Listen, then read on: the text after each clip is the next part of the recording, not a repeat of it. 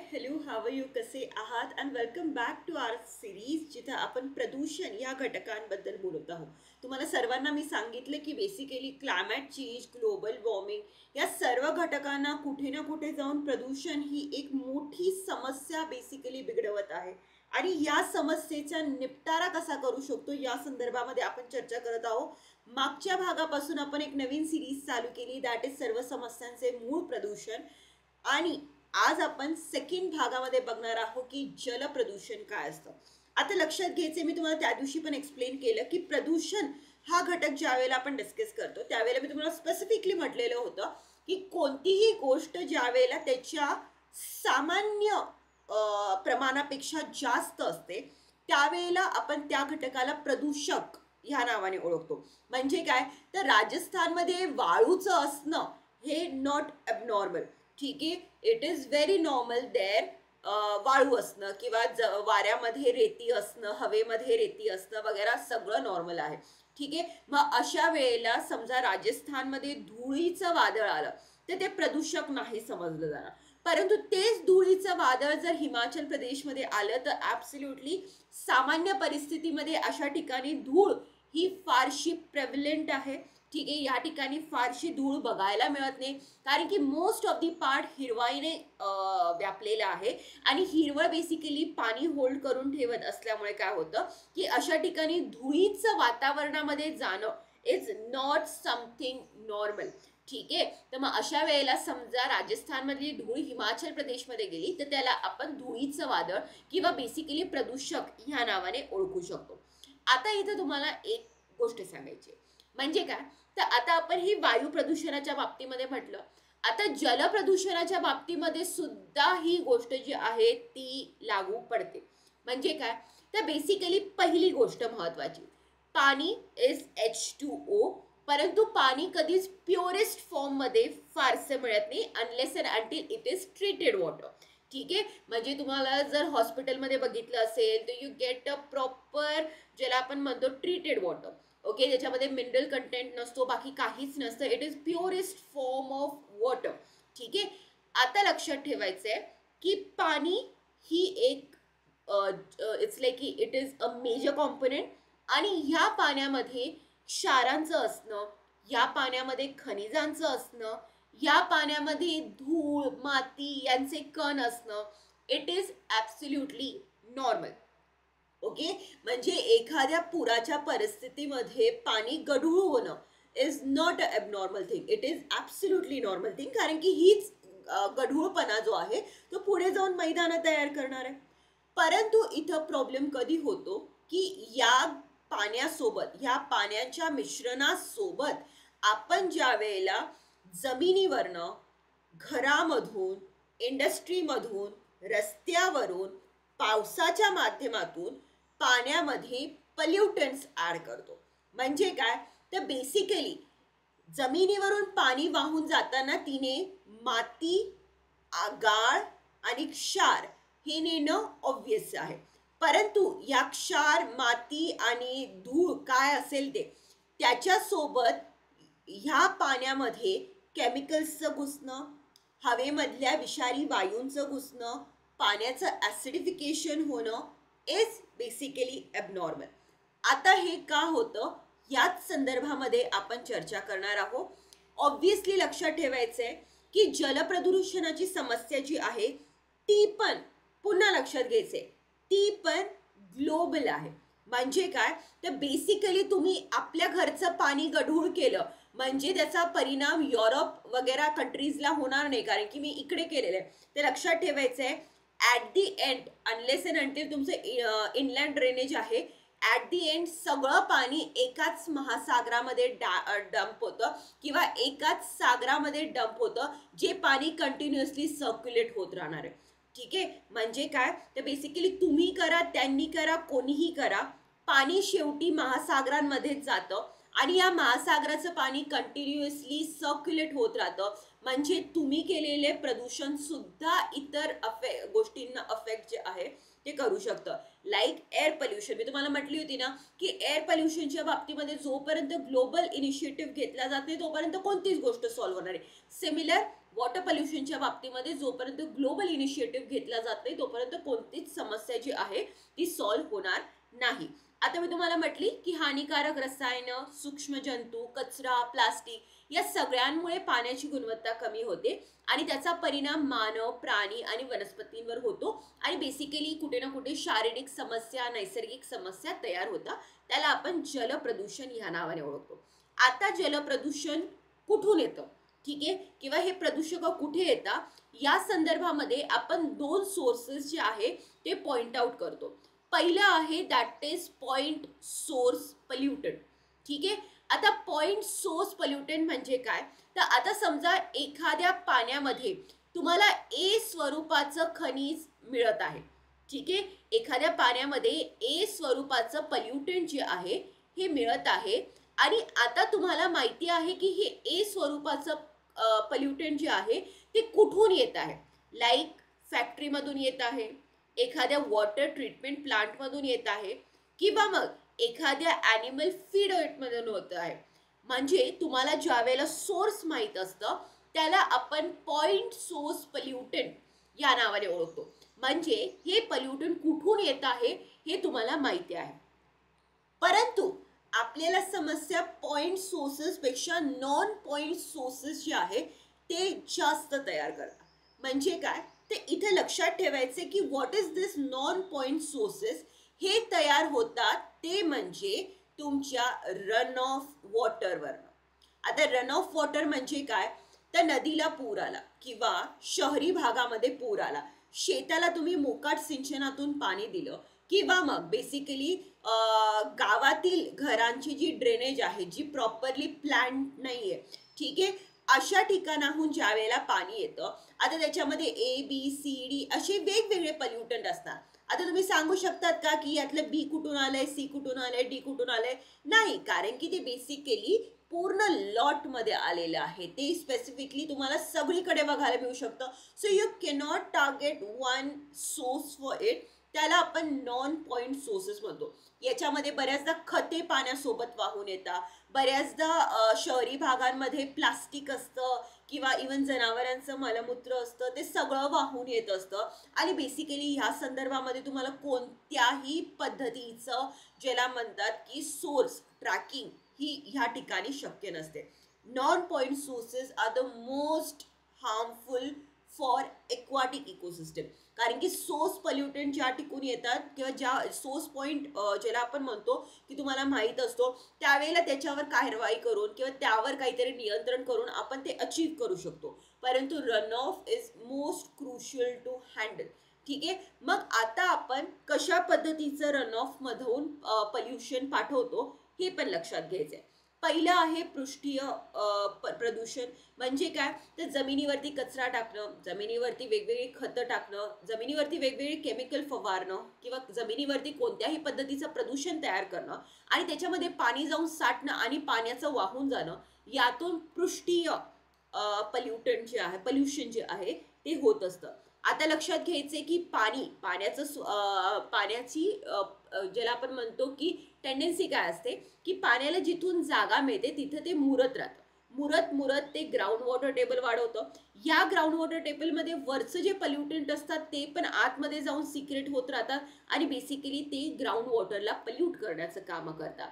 भूजल प्रदूषण म्हणजे काय, तर तेच मी तुम्हाला सांगितलं. समुद्र जल प्रदूषण म्हणजे काय, तर समुद्रामधून मोठमोठे टँकर्स जात असतात, कधी कधी त्यांचा ॲक्सिडेंट होत असतो, कधी कधी समुद्रामधून हे जाणारे जे टँकर्स आहे ते आपला वेस्ट जो आहे तो समुद्राच्या स्पेसिफिक एरियामध्ये डंप करत असतात किंवा आपल्यासारखे लोक आहे बीचवर जातात, चौपाटीवर मस्त खातात आणि कचरा तिथंच फेकून देतात. भरतीच्या वेळेला हे सगळं कचरा जो आहे तो पाण्यासोबत आतमध्ये खेचला जातो आणि बेसिकली ह्यामुळे प्रदूषण होतं. औद्योगिक प्रदूषण म्हणजे काय, मोठमोठ्या इंडस्ट्रीज असतात, त्यांची सिवेज प्लांट्स असतात, त्यांचे वेस्ट प्लांट असतात आणि हे वेस्ट प्लांट जर व्यवस्थित बांधले गेलेले नसतील किंवा व्यवस्थित ट्रीटमेंट तयार करत नसतील किंवा कुठे ना कुठे जाऊन करप्शन झालेलं असेल तर हे वेस्ट प्लांट बऱ्याचदा पाण्यामध्ये वेस्ट जसं किंवा प्रॉपरली ट्रीट करून पाठवत नाही आणि त्यामुळे बऱ्याचदा तुमच्या जलस्रोतांमध्ये पोल्युशनचं प्रमाण वाढतं. आणि इट्स लाईक की आपण तर करतोच एक डे टू डे लाईफमध्ये आपण मोठ्या प्रमाणात प्रदूषण करतो. भांडे घासणं, धुणं, कपडे धुणं, अंघोळ करणं, या सगळ्यांमधून साबणासोबत येणारे केमिकल किंवा इतर गोष्टी ज्या आहेत ते पाण्यामध्ये जातात आणि बेसिकली पोल्युशन करत असतात. आता बेसिकली लक्षात घ्यायचे की मी तुम्हाला हे सांगितलं की ह्या सगळ्या गोष्टींमुळे पोल्युशन जे असतं ते होत राहतं. पण याचे परिणाम काय होतात? आता पहिली गोष्ट आपण स्वतःवरच्या परिणामांचं बघूया. तुम्हाला माहिती आहे की पावसाळ्याच्या दिवसांमध्ये सर्वात जास्त संसर्गजन्य रोग होता आणि यामध्ये पण जे संसर्गजन्य रोग होता ज्याला आपण म्हणतो की कंटेजियस डिसीजेस होतात, हे सगळ्यात जास्त पाण्यापासून पसरलेले असतात. म्हणजे काय, तर पहिली गोष्ट म्हणजे टायफॉइड, कॉलेरा, जॉन्डिस ह्यासारखे आजार झाले. दुसरं असतं ते म्हणजे इन्फेस्टेटेड, म्हणजे काय, तर basically chikungunya, then malaria, plague, अजून काय असतं बरं, एलेप्टो ह्यासारखे रोग. बऱ्याचदा स्किन डिसीजेस होतात आणि बऱ्याचदा पाणी जे असतं आणि त्यात पण भूमिगत पाणी, याच्यामध्ये जमिनीमध्ये पाणी मुरत असताना आसपासमध्ये असलेले बरेचसे कंटॅमिनंट्स किंवा ज्याला खनिज म्हणतो ते खनिज पण मुरत जातात आणि बऱ्याचदा अशा पाण्यामुळे कर्करोग होण्याची शक्यता जी असते ती वाढून जाते. आणि अशा वेळेला काय होतं की बऱ्याचदा मानवाचे बहुतेक आजार जे असतात, ज्याला आपण म्हणतो की क्रॉनिक आजार नाही, ठीक आहे, क्रॉनिक आजार म्हणजे ते वर्षानुवर्ष चालत असतात ते आजार नाही, परंतु जे डिसीजेस असतात त्या टाईपचे, ठीक आहे, ते हे डिसीजेस जे असतात शॉर्ट टर्म डिसीजेस असतात त्याच्यातून हे प्रॉब्लेम्स जे आहेत ते तयार होण्याची शक्यता असते. पर्यावरणावर काय परिणाम होतो बरं? ऑब्व्हियसली पाणी कंटॅमिनेट होतं. मोस्ट ऑफ द टाइम पाणी ॲसिडिफिक होतं. ॲसिडिफिक झाल्यामुळे पाण्यामध्ये शैवालांची वाढ घटते. वाढ घटल्यामुळे त्या शैवालांवर जगणाऱ्या मास्यांची वाढ खुंटते. मास्यांची वाढ खुंटली म्हणजे आपल्या पोटामध्ये मासे कमी जातात. सो ऑब्व्हियसली कुठे ना कुठे हे चालू होतं.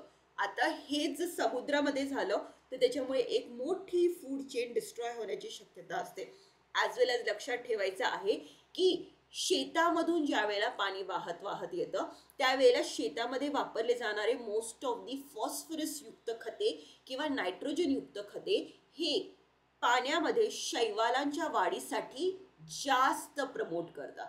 आणि जास्त वाढ झाल्यामुळे काय होतं की सूर्यकिरण जमिनीपर्यंत पोचत नाही आणि जे जल वनस्पती असतात त्यांची वाढ कुठे ना कुठे जाऊन खुंटते आणि त्यातून बेसिकली डिकम्पोजिशन चालू होतं. डिकम्पोजिशनमधून डीओ कमी व्हायला लागतो आणि डीओ कमी होत असता असता बेसिकली इतर प्राण्यांवर त्याचा अफेक्ट पडायला लागतो. आणि due to lack of oxygen या ठिकाणी कोणताच प्राणी किंवा कोणताच जलचर हा जगू शकत नाही.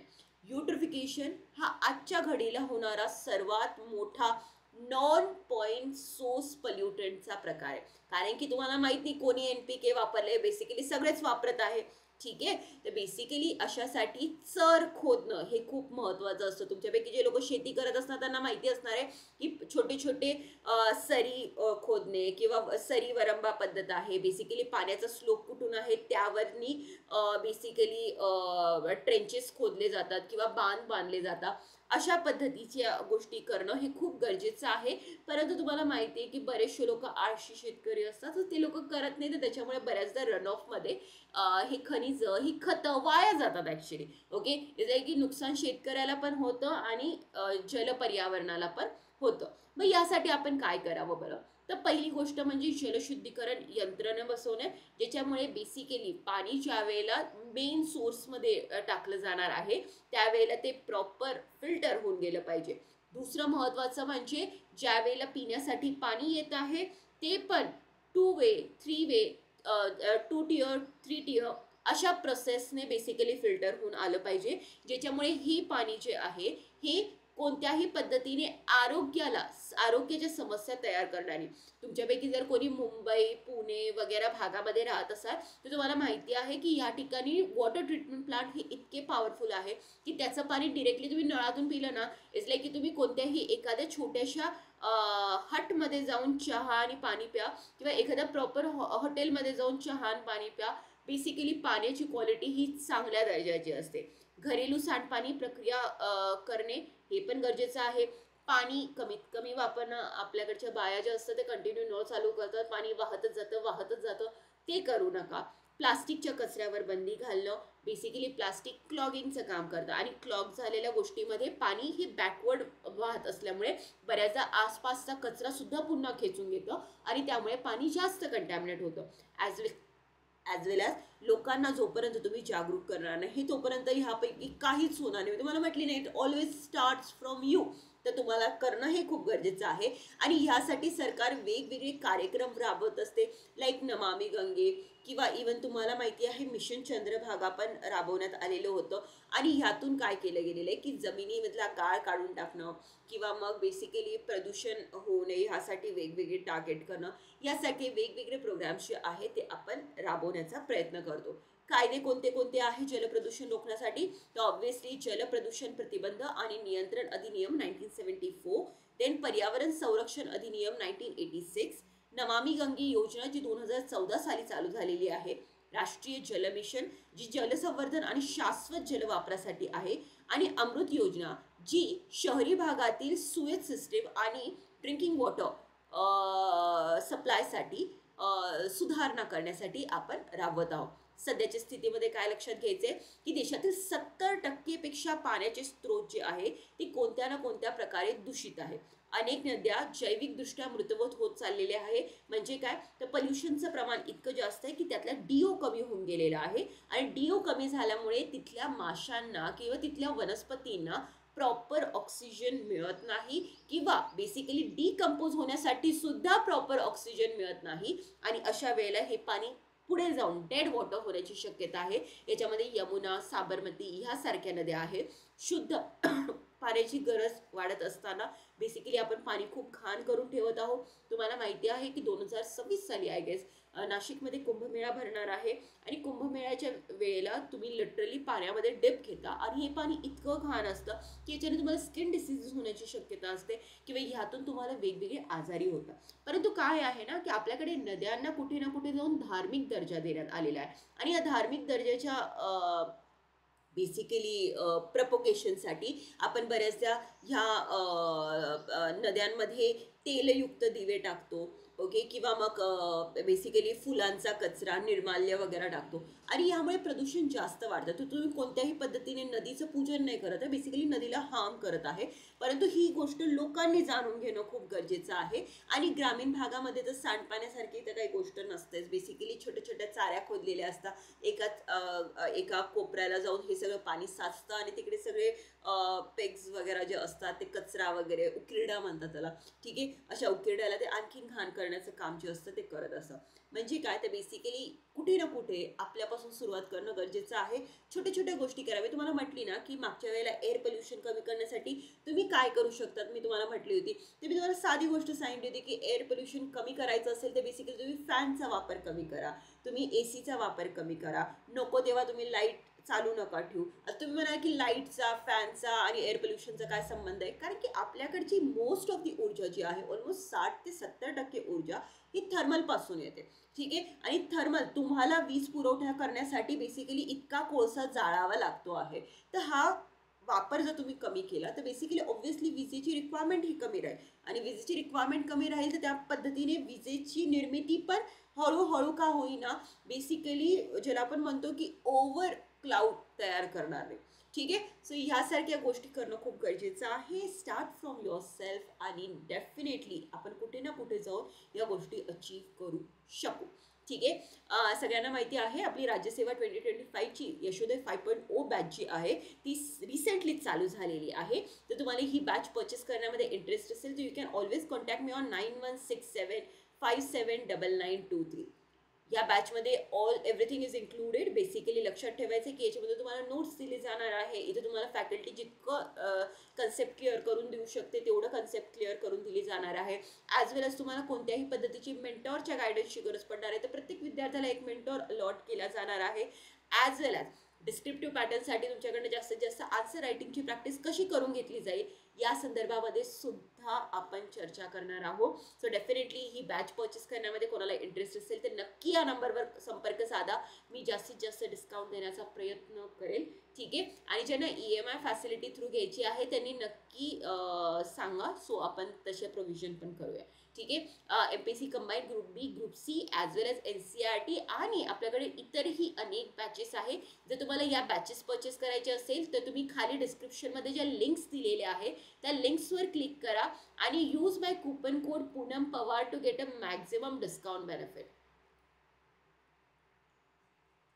So this is for today.